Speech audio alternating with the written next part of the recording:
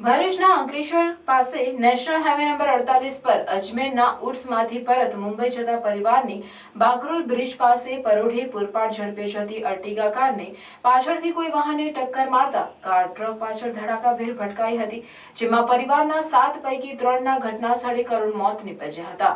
108 ambulance, crane અને fire વિભાગની મદદથી રેસ્ક્યુ કરી 4 ઇજાગ્રસ્તોને બહાર કાઢી ભરૂચ સારવાર અર્થે ખસેડાયા હતા।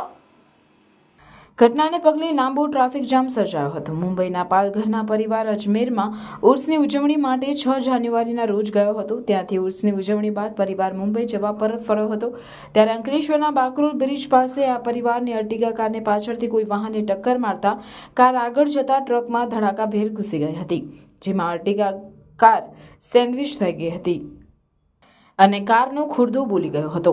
અકસ્માતમાં કારમાં સવાર 7 વ્યક્તિઓમાંથી 3 વ્યક્તિઓ 32 વર્ષીય તાહિર શેખ, 23 વર્ષીય આયન ચોગલે તેમજ 25 વર્ષીય મુદ્દસરન જાટના ઘટના સ્થળે કરુણ મોત નીપજ્યા હતા, જ્યારે અન્ય 4ને ઈજા થઈ હતી।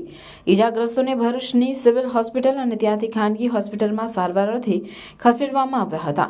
અકસ્માતની જાણ થતાં જ પોલીસ અને રાહત ટીમ ઘટના સ્થળે પહોંચી હતી અને બચાવ સહિત ટ્રાફિક પૂર્વવત કરવા કાર્યવાહી હાથ ધરી હતી।